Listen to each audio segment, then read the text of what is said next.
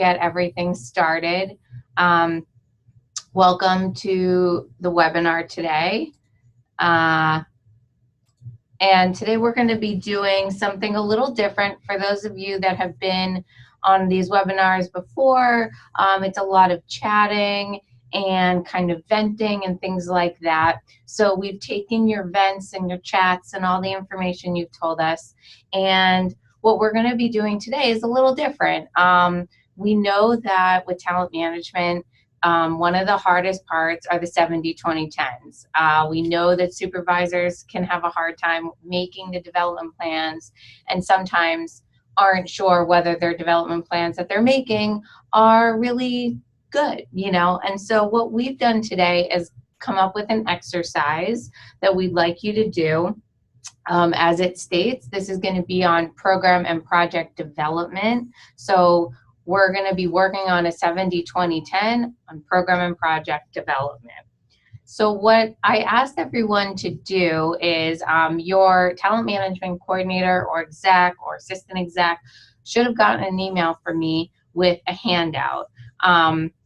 If you don't have it, it's going to be up on the screen, and if you just get a piece of scrap paper, that could do just fine. So what we see here is a 70-20-10, and this is on program and project development. As we can see, the person is Bruce Springsteen. He's the Director of Sports and Recreation at the JCC of New Jersey, of course. And his supervisor is Sir Paul McCartney. And what we can see is Paul put together a 70-20-10, but if we really read through it, I'm not sure that this is a very good 70-20-10.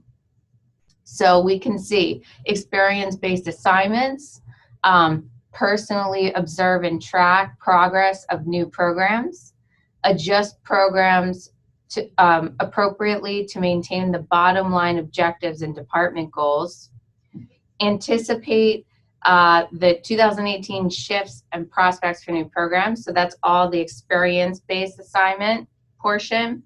Who's going to help him? Sam. We don't know who Sam is and what Sam does. And I don't know if Bruce knows who Sam is and what Sam does. So Sam is going to give input and feedback. And then the formal training and self-study is to contact other local institutions and learn more about their programs. So what we'd like you to do is get together. If you're with a group or another person, something like that, what we'd like you to do, if your coordinator has handouts, please pass them out. And we're going to give about 10 minutes or so. And what we'd like you to do is kind of rip this 70-20-10 apart, right? What I think is obvious is that this isn't a very good 70-20-10. And there might be more than one reason. After 10 minutes, we're going to come back together, and then each group or person is going to share one or two things that they've come up with that is an improvement upon this 70-20-10. So like I said, feel free to completely rip this apart and, you know, add new things, take things out, you know, adjust what's written here and really think about it and what would be something that would work. So take that time now. If you're sitting alone, what I'm going to try and do right now is put people into breakout rooms, if I can. If I am not able to, please just work on this on your own.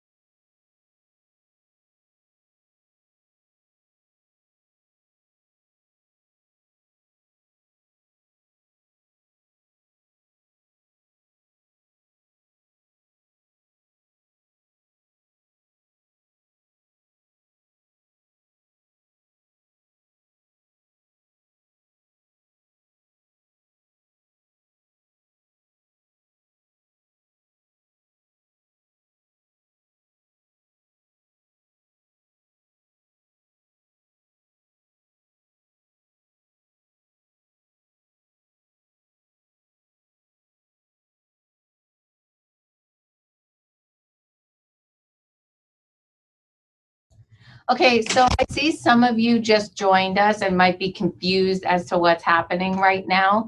So for those of you that just joined us, right now, as you can see, we have a 70-20-10 up on program and project development.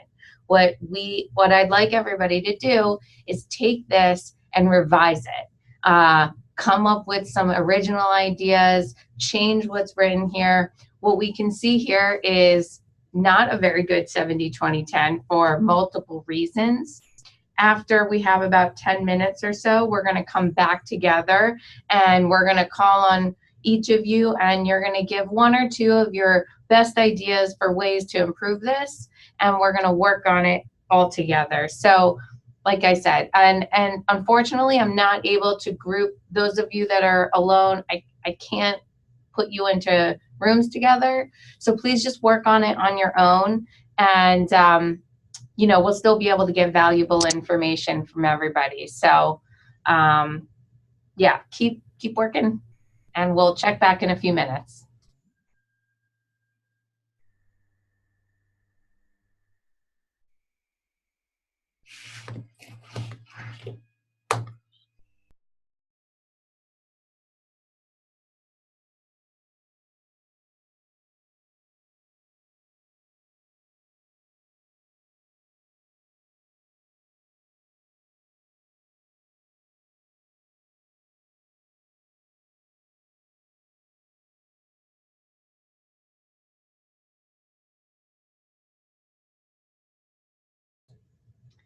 If you have any questions or any thoughts that maybe you want to reach out to me, you can always send me a chat, and I'm happy to answer any questions or help you in any way. Some things to think about with the 70-20-10. Is it too broad? Is what is written here relevant to the goal, right? Remember, the goal of this is to make your supervisee, better at program and project development. So does the 70-20-10 really lead to that?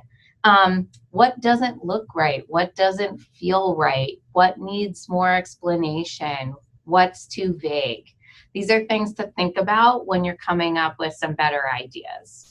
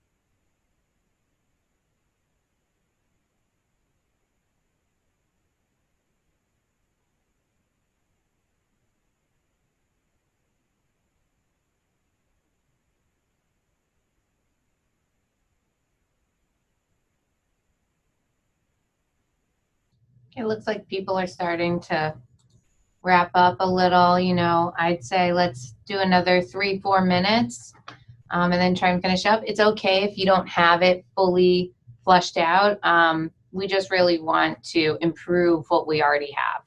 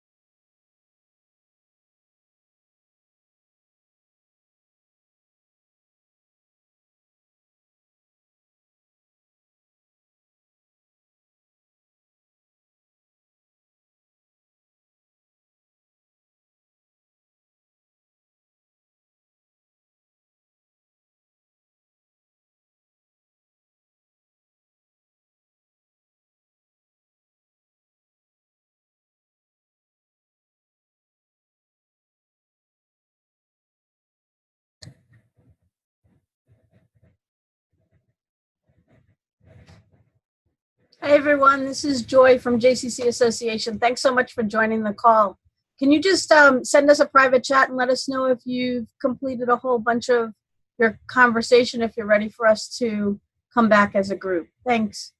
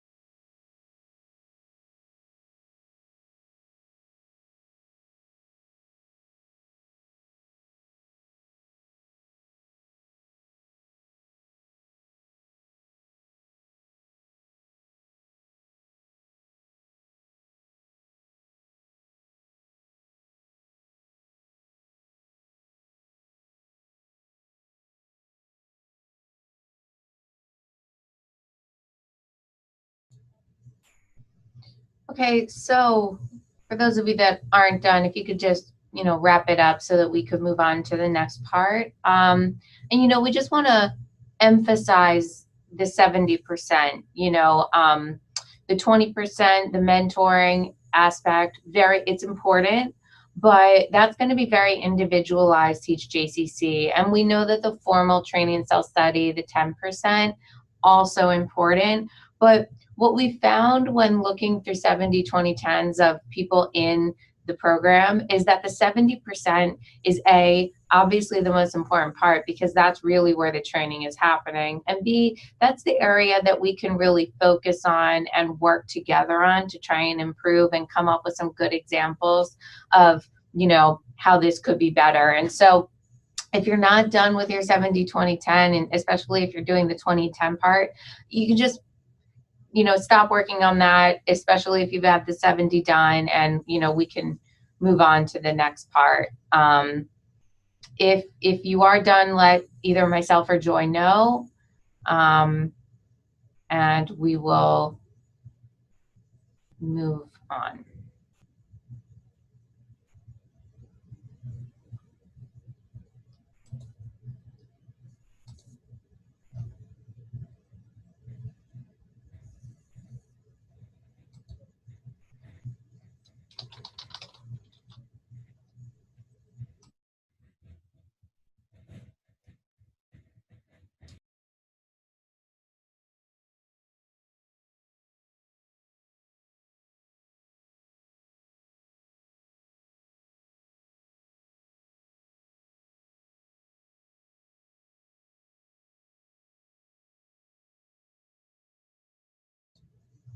Okay.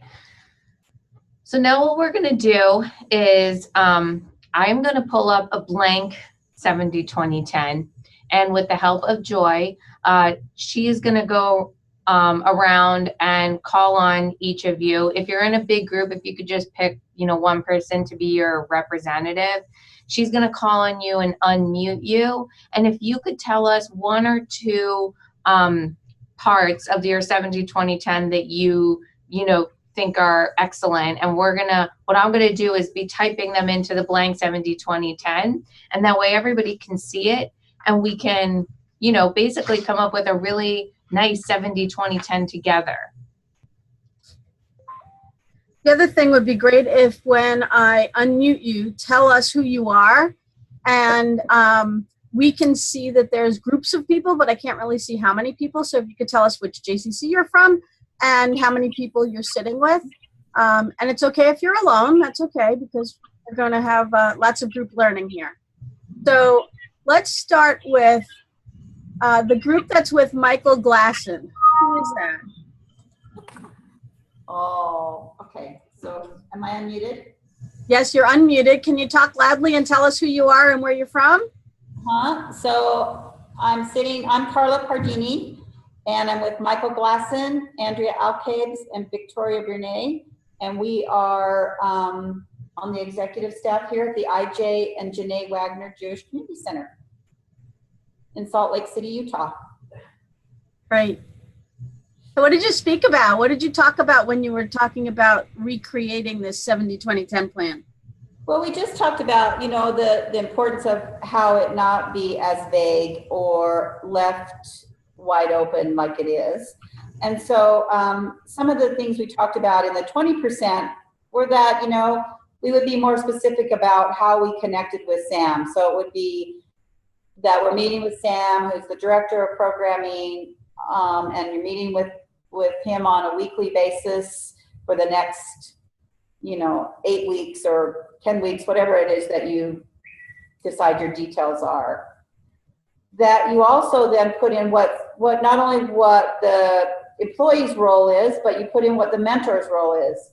Sam's role during this time is he's going to observe your, you know, 5 of your programs before the end of this, you know, plan. He's going to observe 5 of the programs and give you feedback on those programs. So not only what the employee's role is, but what is the mentor's role in that. And then having accountability for that. So how are you going to measure that? We met, maybe you're going to journal your meetings, maybe you're going to take minutes at your meetings, but you're going to measure that with some documentation and just become accountable for that 20%.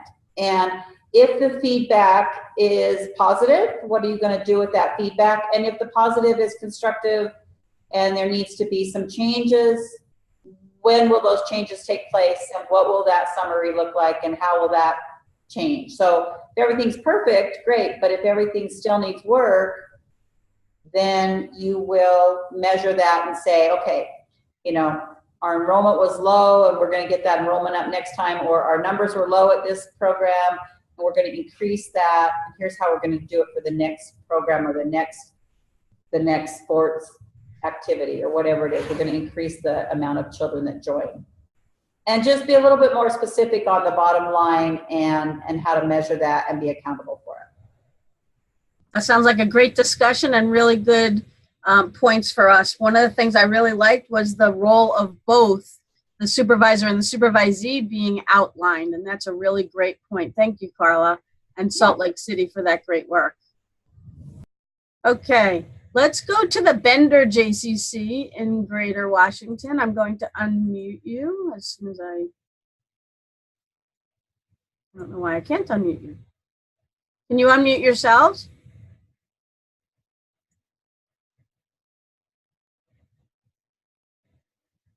Okay, that should be working now. Are you unmuted?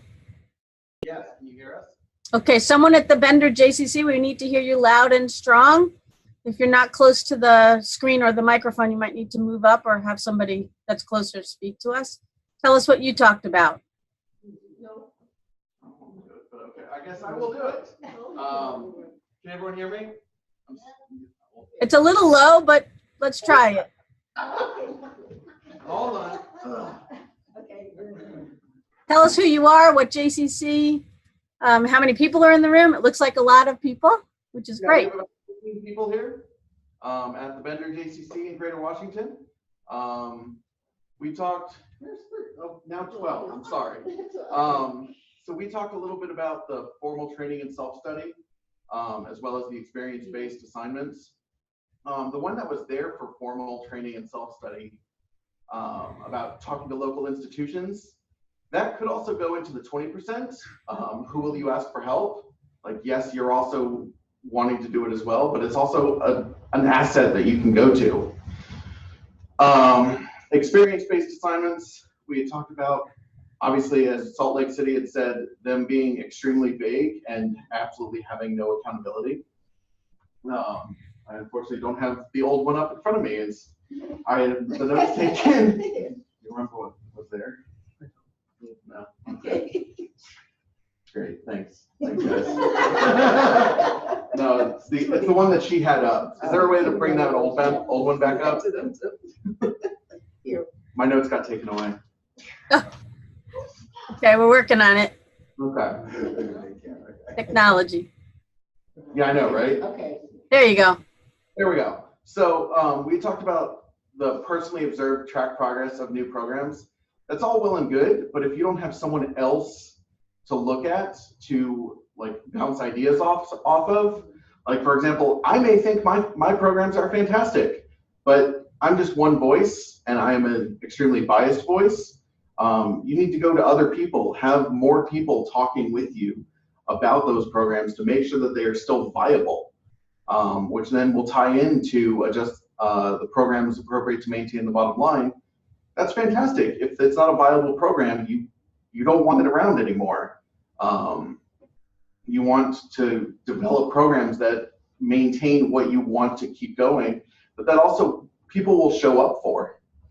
It's all great to have a program, but if no one shows up for it, then that's fantastic. You know, we had just kind of torn it apart. We didn't necessarily get to rebuilding it. We just tore it apart a lot. Okay, well that's a great start. Thank you for reminding us about the fact that you need to compare it to something. So that's terrific. I think, Ellen, if you go back to the other sheet, you might be able to make some notes on your other one. And then I see, let's see.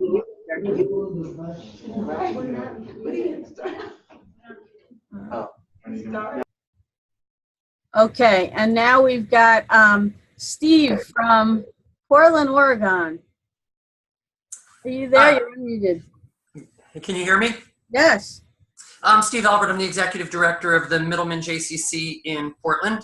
I'm here on my own because our management team has their weekly meeting at this time and had a lot of things that they needed to go through, so I'm representing the whole group. And I looked at a number of different things just to try to identify sort of weaknesses and opportunities in the plan that you gave us.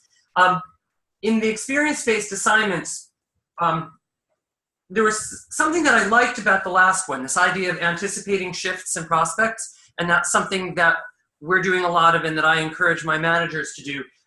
But as other people have said with other aspects of the plan, that was very, very vague.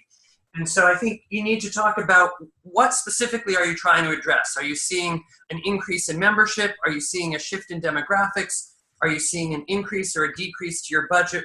What's the particular change that you're trying to address in rethinking the programs that you're going to offer in the coming year? So that idea of looking ahead is a really good one, but it has to be a whole lot more specific in terms of what change you're responding to and how you're going to respond to that change.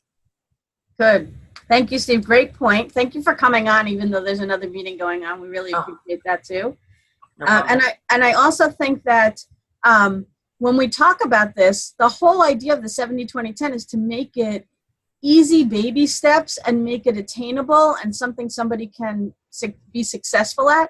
So in Steve's point, we might want to break all of those down into understanding what specific changes you want to do in A, B, and C, and make those individual development plans as well. So that was a great point. Thanks, Steve. Sure. Okay, let's see who else we have here. I believe Ryan is in with a group, and I'm going to call on Angie. Angie, we don't see you, but I think we can hear you. You can hear Angie and Ellen Cole. Hello, Can lady. you? Yes, we've got you both. Okay. So I have a couple of points to make before we make our points. Number one, could we refer to 2018 as 20 Chai from now on, please? And number two, I want to congratulate Steve on the terrific conversation he had with himself, because those were really, really good points. I'm going to let Angie speak to what we've done. So one of the things that we were looking at with the experience-based assignment, the first point, which was to personally observe and track progress of new programs, we tweaked that to identify 2 potential programs and create benchmarks and metrics to assess how the program should be executed. So instead of an observation after the fact in the development of that program, to actually kind of work out those steps ahead and then to execute to see how that goes. Great. Was there anything else that you talked about? Yeah, we, under the 20%, so the coaching portion of it, we had suggested to reach out to board chair of the programming committee as the person to give coaching and to just request regular check-in and mentorship meetings and have that person be the one to actually suggest the formal training portion of it, whether that's like reading, like suggested reading and stuff like that. That's a great idea. I think anytime we can involve our lay leaders in any of this learning, it's a wonderful way. Especially if those committees have already been set up. If you have a recreation and fitness committee, if you have a programming committee, they really do like to get involved at that level. And it's certainly working with us for our 70-20-10s as well. We have another 70. Yeah, we thought another potential experience-based assignment could actually just to assemble a committee to create something like a volleyball tournament to work as a fundraiser for the JCC.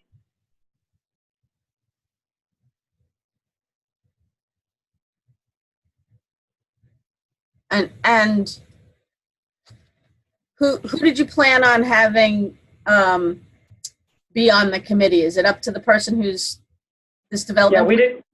We were very proud of ourselves that we finished 170-20-10, but we didn't get to fill it all in. But this is in terms of assembling a planning committee. And I think that the person who should do the assembling is Bruce Springsteen, but that Paul McCartney and again, the board could be participants in this, particularly when it comes to both the recreational aspect and the revenue generation aspect, which could come up with fundraising. Terrific. Okay, if I can put you on the spot again, Ellen, for a minute. Could you tell us, how did you get your board involved? I think that many of the JCCs can learn from how you've introduced talent management on the board level as well, and how they're involved. Okay, so number one, we asked them. No, actually, that was number two. Number one, we told them all about talent management, and they bought in from the get-go, so that when we, through several of our own individual plans, reached out to board members, for instance, on the finance and HR side, it was Rosalind Kamen, our CFO's decision to go after the treasurer, the chair, and to see if he was available, if he had time. And not only is he more than happy to do this, he works through with her when she needs to consider reforecasting, et cetera, et cetera. So we basically, for a lot of our talent management supervision, in having brought the board onto the project to begin with, as I say, when we reached out to them individually, they like being able to participate in this kind of stuff, especially if they have an interest in the fitness and recreation area, the Jewish life planning area, whatever it is. That's great. Thank you for giving. So we're fortunate. Yeah, that's wonderful. Thank you for giving us that background. Okay, I'm going to mute you ladies again. And Kim, are you there from Hartford? I am. Can you hear me? You can. How are you?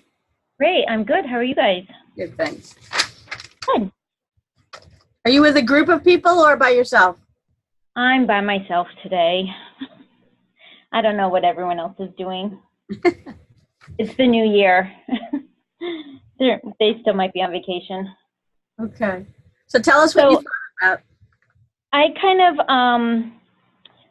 am going to piggyback kind of on what Bender JCC was talking about. You have to bounce the idea off of others in order to start a new program. But even before that, some of the things that we do here is we ask our members and our participants, are you interested in this program?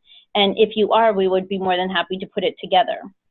So if there is, I guess, interest in a new program, we put it together and then prepare a budget so that we can compare, are we meeting that benchmark or that goal for this new program? And then we can track it. So there were a couple things prior to observing and tracking the program that I would consider doing first. Good. And then, in addition. Yep. And then in addition to Sam, I don't know who Sam is, but maybe once the program has started, asking the participants for their feedback on the program, and then working from their feedback so we can change the program slightly, whatever their comments might be. It's too short, too long, too expensive. Mm-hmm.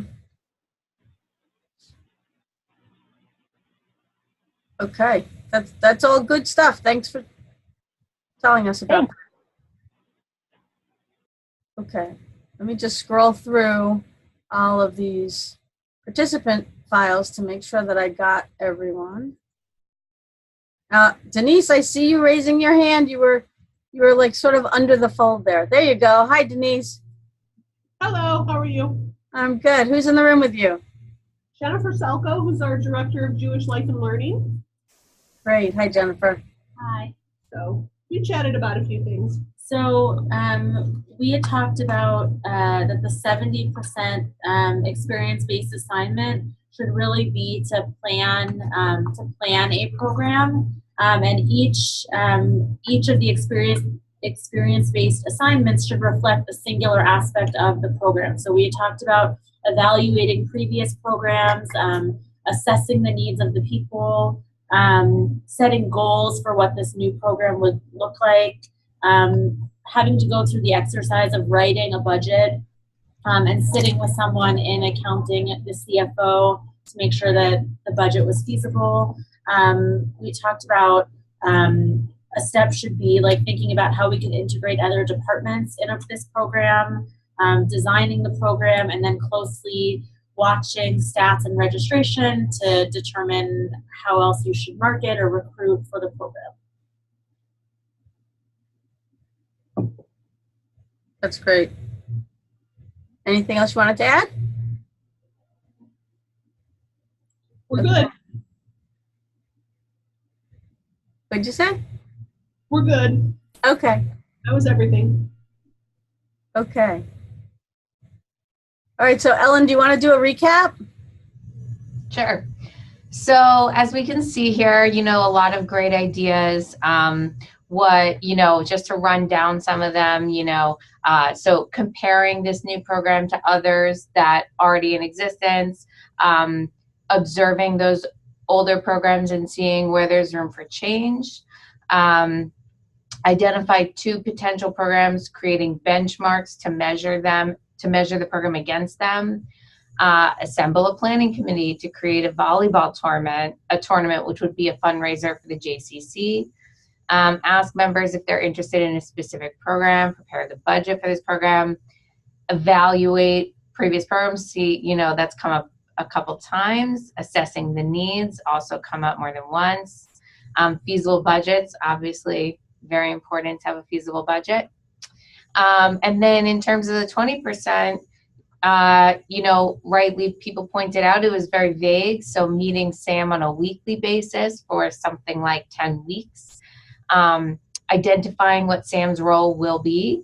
So Sam will observe 5 programs and provide feedback, making sure that there is journaling and minutes taking place at these meetings with Sam, reaching out to the board chair for that programming committee, and asking participants for feedback on new programs. Now, as I said that, it's all sort of hodgepodge because it was a bunch of ideas all mixed together. And what I'm going to do is I'm going to take this hodgepodge and turn it into a couple good examples of 70-20-10s. And I'm going to send that out to everyone. And I'm also going to upload them onto jcca.me to add to that library bank that we have of really good examples of 70-20-10s. And what we can say for these is that they are created by you.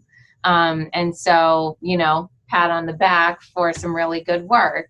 So thanks. I'm going to just switch back to this presentation. One moment. So, now we want to hear from you. I would say, basically, what did you think of this exercise? It's a new idea that we're working on. We know that 70-20-10s are hard. We know that this is the area that can be difficult for supervisors. So, was this helpful?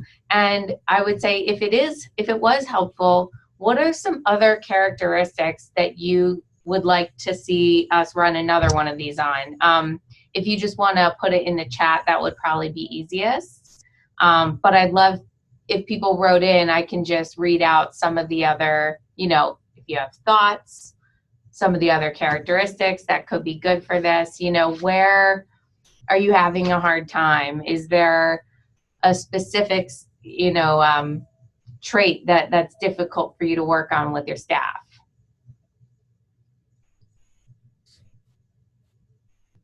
So I see Denise from Tucson wrote in that self-awareness is always difficult. That is probably one of the hardest things to teach, to broach the subject on, and to move forward with. And it's one of the things that we are working on gathering more information about so that we can be helpful to you as well.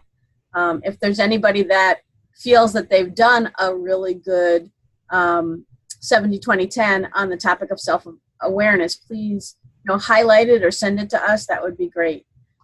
The other one I see is building relationships. And we currently are finishing up a sort of like countrywide tour of we ran 3 different workshops, or will have run 3 different workshops specifically on building relationships and that whole communication thing, and internal and building relationships externally as well. Some of those materials will be available online, and some of the information from those conferences we will start to develop into 70-20-10 so that we can take that learning and move it into a 70-20-10. So Thank you for that. I see Steve says, yes, it's helpful. Direct reports won't work on visioning.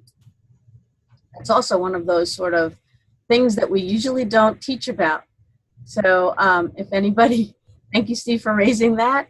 It is a challenge to come up with a variety of ways of visioning, and sometimes it can be linked with flexibility and creativity, and try to give sort of like that stretch reach assignment of be creative, be visionary. What's the JCC's focus and strategic plan for 2018, and how can we vision something different in your department or for the community or for the larger piece, and take the baby steps to develop that vision for that particular person.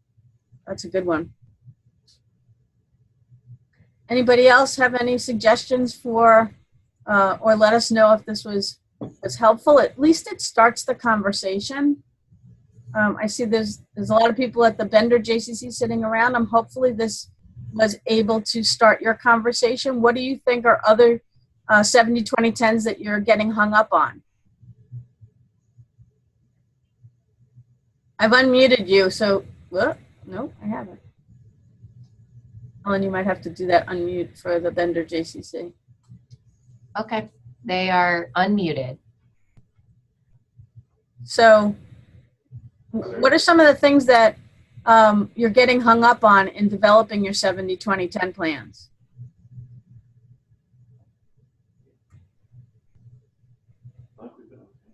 Anyone from the Bender JCC want to give it a shot? Well, I think it's the less tangible ones like that you've spoken about. Can you talk a little bit louder, please?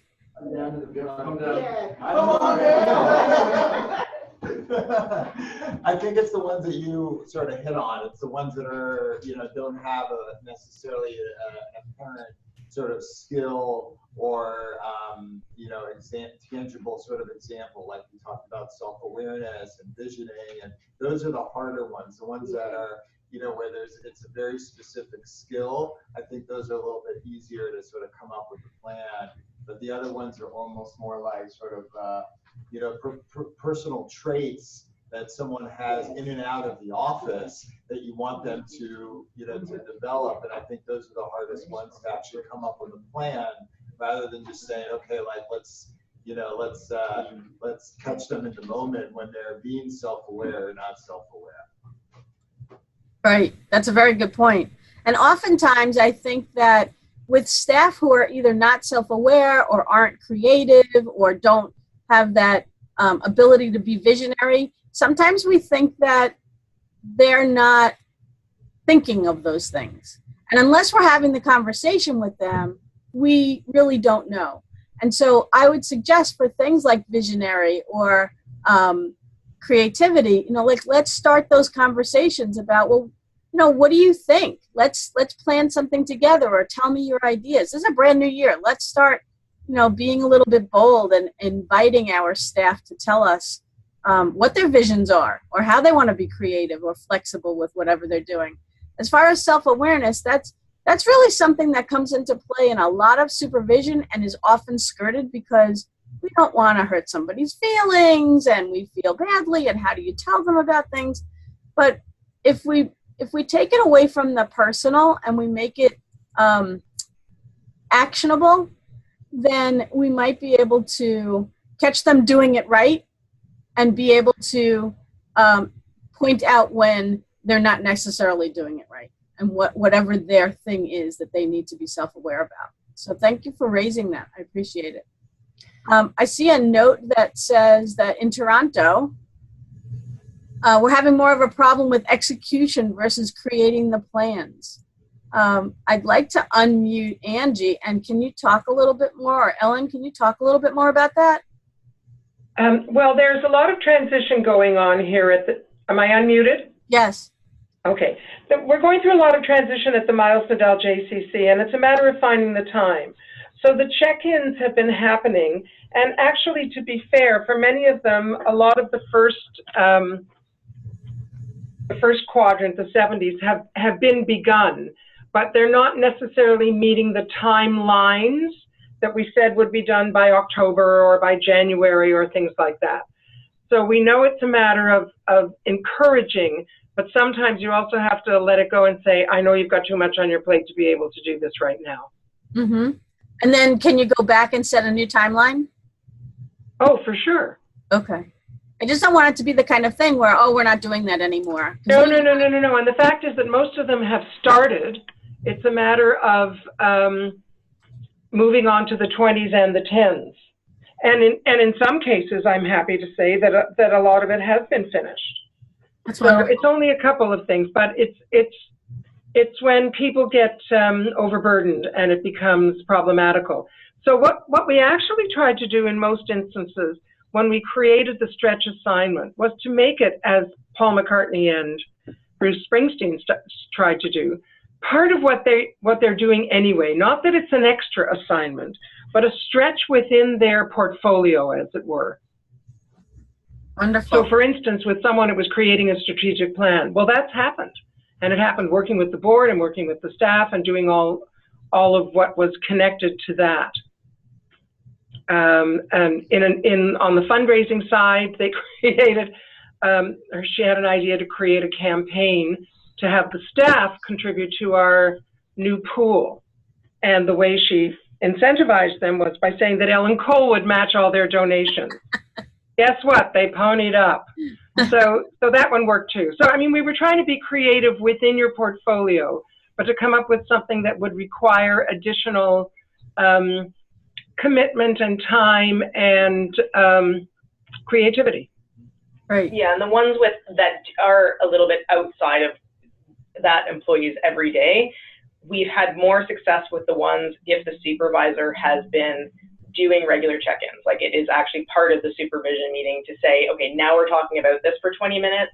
Where are you? Was that a realistic timeline? No, what's the new one? Look at it realistically. And then a lot of them have taken longer than what it was originally anticipated, but those ones have actually been taking ground, whereas some of them I think have fallen off the radar when it's having to be reminded. So I think you need to have the structure of actually checking in be really regular. Otherwise, it'll happen if it's going to be part of your job anyway. And if it's something a little outside of it that you want to learn, it'll fall off. Absolutely. Yeah. The program is flexible enough that it can be tweaked for each individual person and each individual JCC, but at the same time, if it's not on everybody's radar all the time, from the supervisor to the supervisee, from the executive director down, and also the supervisees should feel empowered to be able to say, hey, we started this program, how come we haven't talked about it in a couple of weeks? I really need help, or this is where I'm getting pushback or a struggle or something like that. So that's a great point. Thanks, Angie. And I would be remiss if I didn't say that some of the changes there are because, congratulations, Ellen Cole is going to be retiring. So thank you. But yes, it has been quite a time of change and very interesting for all of us. Great, thank you. Okay, Ellen? Yes. Ellen Gettinger, there you go. Okay. Two Ellens on the Zoom. It's very unusual to have two Ellens. And I just wanted to say, Kim from Hartford wrote in that the way they sold the talent management to their staff is that it's part of their daily responsibilities, and that the check-ins is something that they need to be more on top of, but making it part of, your job. It's not an extra thing you're doing. It's part of your job, and that helps kind of keep people on track. So I just wanted to relay that message. So, if anybody has any other questions or comments, feel free to reach out to myself, Joy. You can, sorry, someone chatted in. And so, if you have any questions or comments, please feel free to reach out to us. I want to relay from Bender. They said it would be helpful to have talent management chart from someone who has had great success from it. I'm not sure what you mean by chart. Do you mean a 70-20-10? You could either chat or unmute yourself. But, you know, part of what we are doing is trying to make a database of 70-20-10s that we consider, you know, high quality. They're detailed and, you know, the kind of the opposite of what we worked on today. Those can all be found on jcca.me. And yes, they meant a 70-20-10.